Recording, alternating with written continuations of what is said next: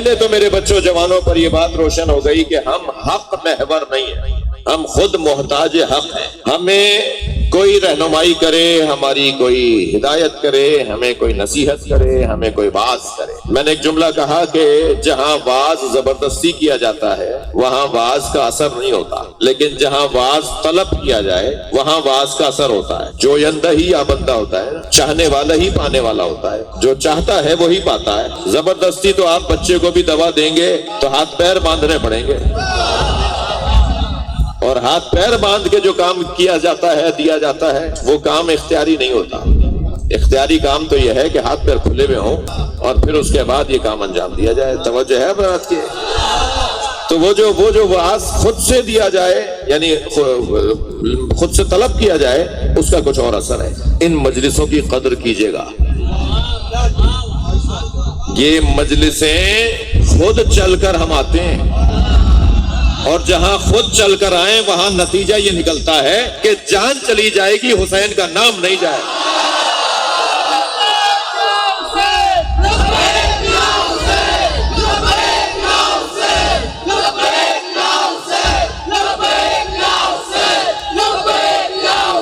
بلند تر صلوات محمد و آل محمد پر۔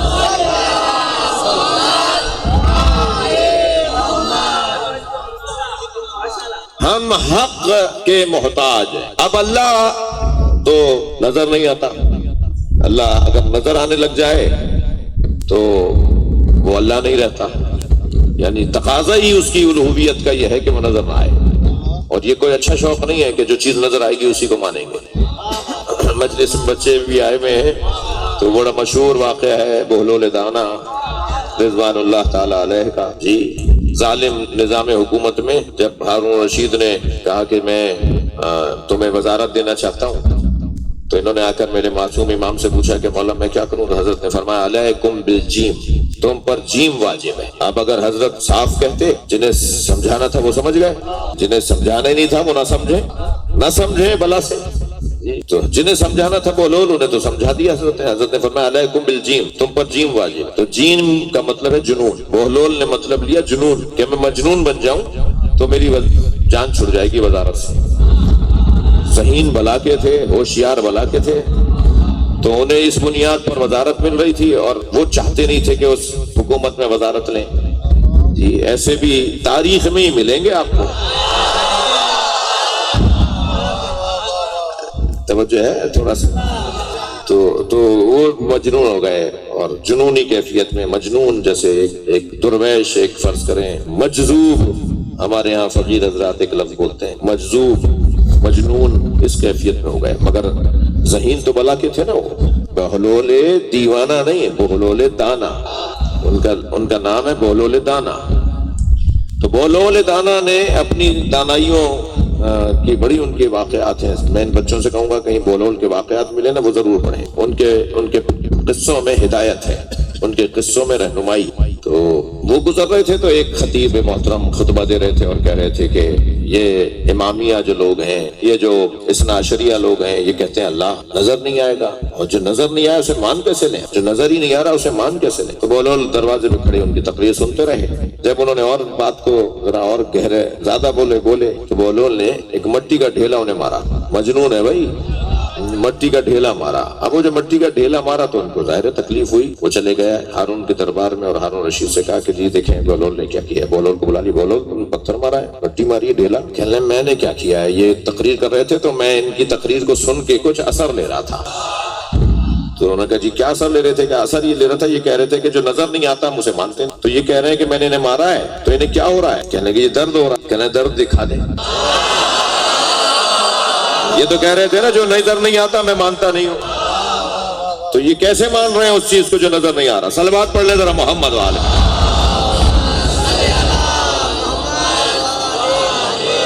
یہ ایک مثال تھی، اس واقعے کے اندر اور پیغامات بھی ہیں مگر میں ان سے گریز کر رہا ہوں۔ صرف اتنی بات عرض کر رہا ہوں کہ ہم سب نصیحت کے محتاج، ہمیں کوئی نصیحت کرے، ہمیں کوئی موعظہ کرے۔ میں یہ بات ممبر سے کر چکا ہوں، تکرار مجھے معاف کریں گے۔ آ رہا تھا ٹنڈو آدم سے، سانگڑ سے ٹنڈو آدم آ رہا تھا تو رستے میں پھاٹک آتا ہے نا، تو اس پھاٹک پہ گاڑی آہستہ ہوئی تو پھاٹک کی جو چھوٹی سی دیوار ہوتی ہے اس پر ایک فقیر بیٹھا ہوا تھا. تو میں نے اسے دور، وہ اس نے مجھے دیکھا، میں نے اسے دیکھا، تو میں نے اسے دور سے سلام اور یا علی مدد کہا. تو اس نے بھی جواب بھی دیا، سلام کا بھی جواب دیا اور یا علی مدد کا جواب دیا. اور اس نے مجھے اپنا پا کر کہا کچھ دوں؟ میں نے کہا جی مجھے واقعی فقیر ملا ہے، اس لیے کہ فقیر مانگنے والے کو نہیں کہتے، فقیر تو دینے والے کو کہتے ہیں. تو ہم نے گاڑی اپنی رکوا لی، میں تھوڑا سا آگے بڑھا، وہ بھی کچھ آگے بڑھے. تھا وہی ان کا درویشوں اور فقیروں والا حلیہ. کہنے لگے کچھ دوں؟ میں نے کہا جی عطا کریں. کہنے لگا بتاؤ زہد کسے کہتے ہیں؟ میں آپ بچوں کو نصیحت کر رہا ہوں، جوانوں کو، کسی بڑے کے پاس جائیں نا تو جا کے بولنا بند کر دیں، سننا شروع کر دیں. تم بڑے کے پاس آئے ہو یا تمہارے پاس کوئی چھوٹا آیا ہے؟ جب تم بڑے کے پاس گئے ہو تو بھائی اس کی سنو. یہ وہاں جا کر بھی اپنے قصے سنا رہے ہیں. یہ تو موقع ہے، کوئی بڑا مل گیا، کوئی بزرگ مل گیا، کوئی اہل تقویٰ مل گیا، کوئی عالم مل گیا، کوئی تجربے کار مل گیا، اس کی سنی جائے. وہاں جانا چپ، وہاں جا کے چپ، خاموش.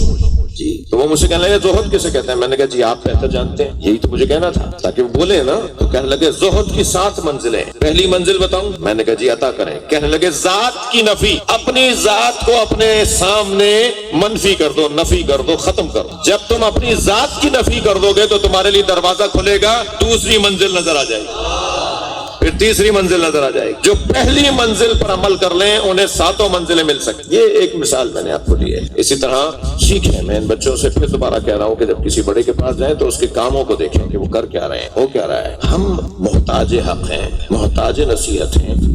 ہم حق محور نہیں ہے، معیار نہیں ہے، کسوٹی نہیں ہے. اب اللہ ہے جو حق ہے، ٹھیک ہے، حق اللہ نظر نہیں آ رہا تو اس اللہ نے ہمیں اپنی ذات یعنی حق تک پہنچانے کے لیے کسوٹی بنائی. توجہ چاہوں گا، لہذا اعلان ہوا علی مع الحق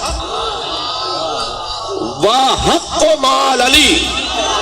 علی حق کے ساتھ ہے اور حق علی کے ساتھ. حدیث یہاں، نبی کی حدیث یہاں رکی نہیں ہے، بلکہ حدیث آگے بڑھتی ہے اللہم ادر الحق حیث ما دار علی. یا اللہ حق کو وہاں موڑ، یا اللہ حق کو وہاں موڑ. نبی فرما رہے ہیں حق علی کے ساتھ ہے، علی حق کے ساتھ ہے. تو یہاں تک تو ایسا لگ رہا ہے کہ دونوں برابر کی چیزیں ہیں. توجہ ہے، حدیث یہاں رک جاتی تو ہم سمجھتے ہیں حق علی، علی حق، یہ 2 چیزیں ہیں. لیکن حق علی کے ساتھ کچھ اور ہے، علی حق کے ساتھ کچھ اور ہے. لیکن نبی کیا فرما رہے ہیں؟ اللہم ادر الحق حیث ما دار علی. یا اللہ حق کو وہاں موڑ جہاں علی جا رہا ہو، جہاں علی جائے وہاں حق. بہت دیر لگا دی میں نے آپ کو ایک منزل تک لانے میں. عزیزان گرامی، حق کے عدد بھی 9 ہے، فاطمہ کے عدد بھی 9 ہے. صلوات پڑھیں محمد و آل محمد.